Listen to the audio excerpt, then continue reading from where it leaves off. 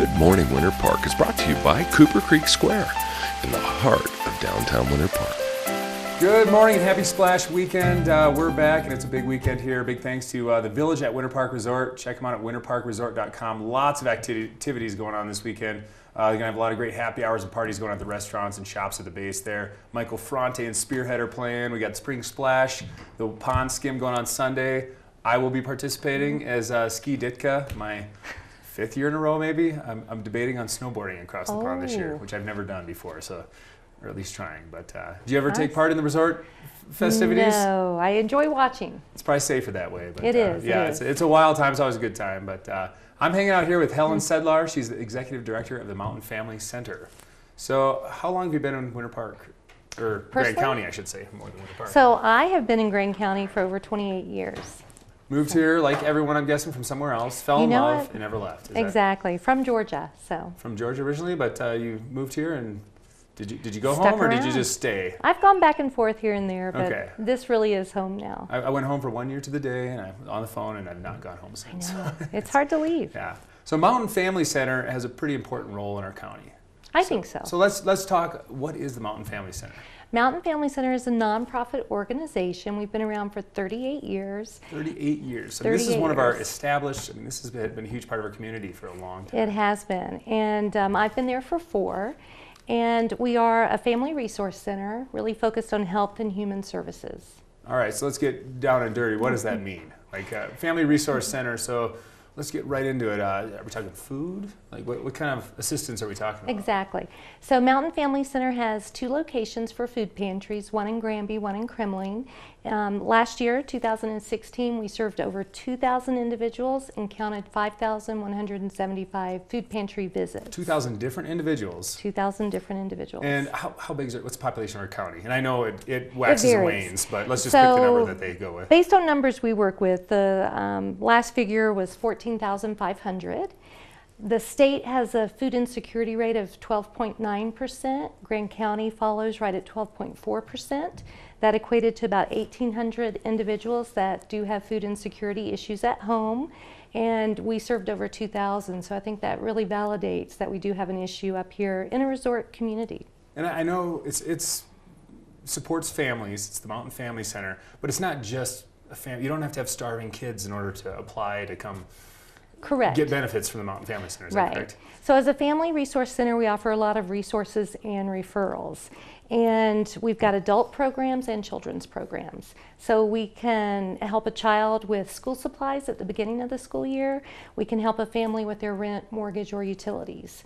And we also focus on health and nutritional programs. So we have some after-school activities for children in Kremling and during the school year in the East Grand area. So we have a lot of families that might be struggling paying the bills for heat or whatever it might be, or to get food on the table that don't even know about this. So, exactly. I mean, anybody's eligible to come. Do they stop at the food pantry, or how do they kind of initiate the conversation? They would. They just could walk in. We're open Monday through Friday. Monday through Thursday, we're open from 9 a.m. to 3:30, and on Friday from 9 to noon.